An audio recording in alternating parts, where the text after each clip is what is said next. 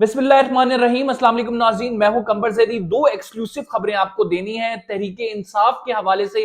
ये बहुत बड़ी खबर है क्योंकि पीडीएम अभी जो हमें सामने बयानात देती नजर आ रही है कि इलेक्शन की तरफ नहीं जा रहे, इलेक्शन नहीं करा रहे, हमने किसी भी सूरत इलेक्शन को नहीं होने देना। लेकिन पसे पर्दा क्या चीज चल रही है आपको इस व्लॉग में बताऊंगा।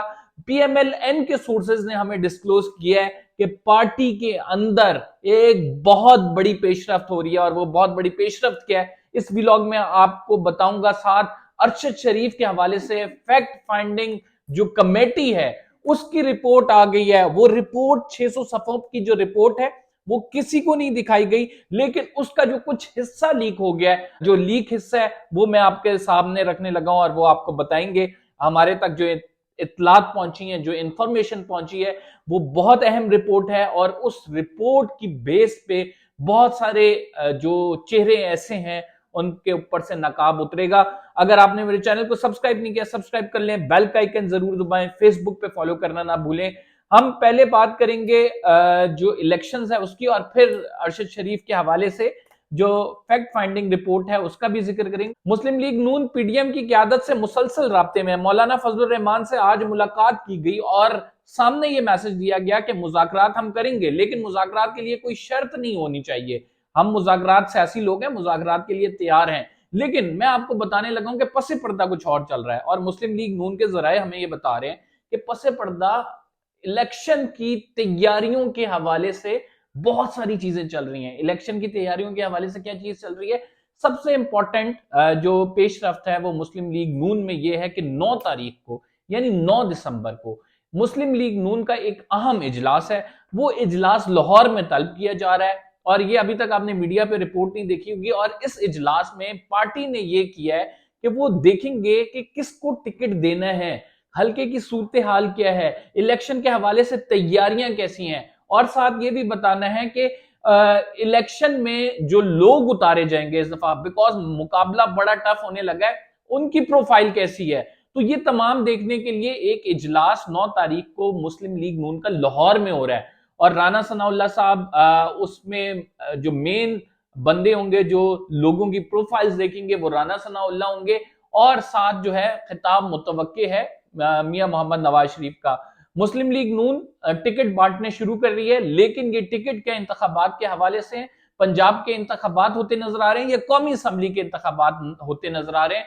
हमें कुछ जराए ये बता रहे हैं कि मार्च का महीना बड़ा इंपॉर्टेंट है और इस मार्च के महीने में हमने जैसे आपको पहले खबर दी कि इस मार्च के महीने में बहुत कुछ होने वाला है नए इंतखाबात के हवाले से। अब मैं क्यों कह रहा हूं कि मुस्लिम लीग नून इंतखाबात की तरफ एक कदम बढ़ा रही है, या फिर पंजाब के हवाले से उसे नजर आ रहा है कि अब उनके हाथ से गेम निकल गई है? क्योंकि 50 करोड़ रुपए हर एमएनए को दिया गया है अपने हल्के में तरक्याती कामों के लिए। ये मैं आपको खबर डिस्क्लोज कर रहा हूं कि 50 करोड़ रुपए बांट दिए गए हैं। कौमी सरकारी खजाना जो है मुस्लिम लीग नून ने खोल दिया अपने एमएनएस को और कहा है कि अपने हल्के मजबूत बनाए।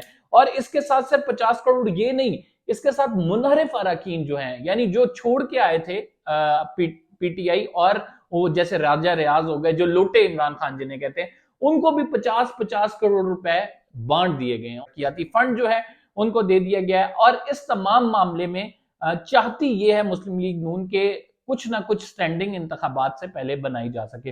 जो मुस्लिम लीग नून के जराए वो हमें ये कह रहे हैं कि इस महीने में अचानक जो है वो मियां मोहम्मद नवाज शरीफ और मरियम नवाज साहिबा जो है वो आ सकते हैं और वो कैंपेन लीड कर सकते हैं।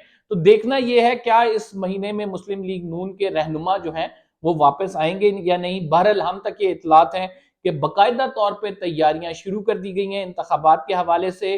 टिकट बांटने का मरहला है, इसके बाद जो है हल्कों की कारकर्दगी का है, कैंडिडेट सिलेक्शन का है, और मियां मोहम्मद नवाज शरीफ खुद इसको लीड कर रहे हैं और उन्हीं की हदायत पे ये 9 दिसंबर को इजलास जो है लाहौर में बुलाया गया है। अब आपको अगली बात बताते हैं। हाँ, अगली बात यह है कि अरशद शरीफ के हवाले से फैक्ट फाइंडिंग जो कमेटी है उसकी रिपोर्ट मंजर आम पर तो नहीं आई, लेकिन उसका कुछ हिस्सा लीक हो गया।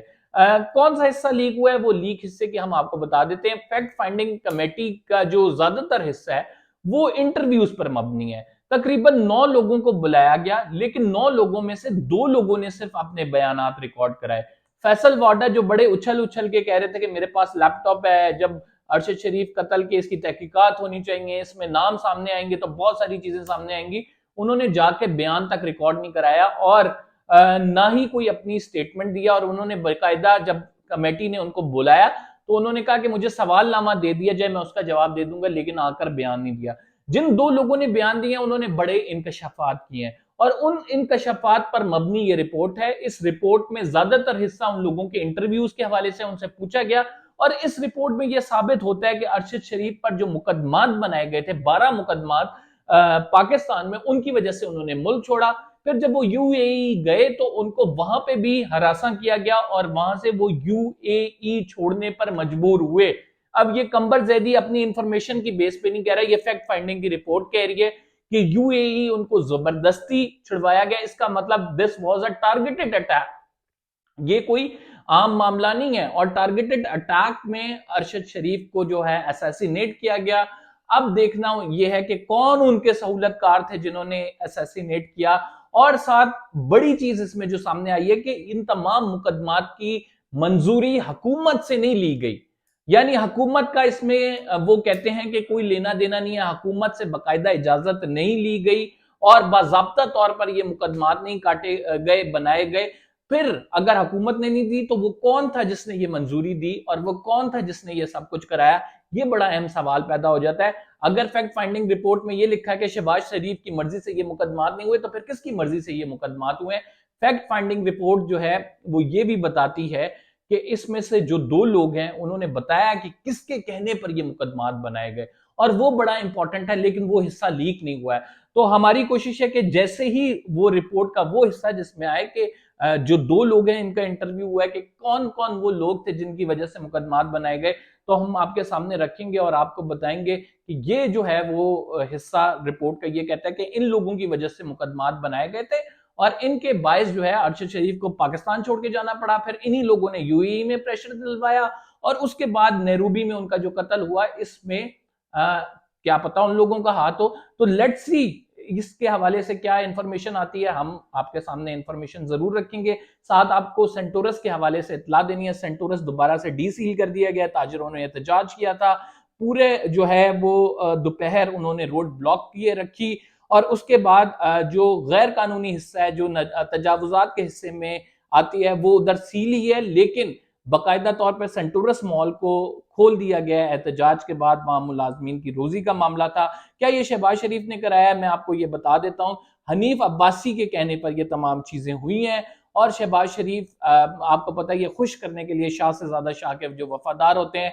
आपने आज अतातार की भी प्रेस कॉन्फ्रेंस देखी कि जिस तरह से वो कह रहे थे कि शहबाज शरीफ के साथ बदतमीजी की गई है। तो लिहाजा ये जो दो वज़ीर आज़म का आपस का तनाज़ा है, इसमें सेंटोरस मॉल को ब्लॉक कर दिया गया था और सेंटोरस मॉल को अब खोल दिया गया। आपके इत्तला के लिए हम अर्ज कर रहे हैं। इंशाल्लाह नेक्स्ट व्लॉग में कुछ मजीद तफसीलात के साथ हाजिर खिदमत होंगे। कंबर ज़ैदी को इजाजत दीजिए, फिलहाल के लिए इतना ही। अल्लाह हाफ़िज़।